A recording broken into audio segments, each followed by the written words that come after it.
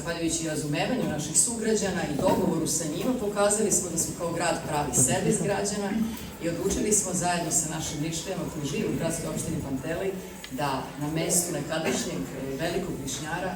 zapravo da se napravi višnjica, odnosno vrtić koji će i biti višnjica i tako evo danas. To je nekada bio san pre nepune 4 godine, danas je ovo realnost za 150 naših mališana. Velika mi je čast što danas smo mogli da otvorimo jednu ovako važnu ustanovu i da damo svi zajedno doprinos onome što je grad Niš učinio u nameri da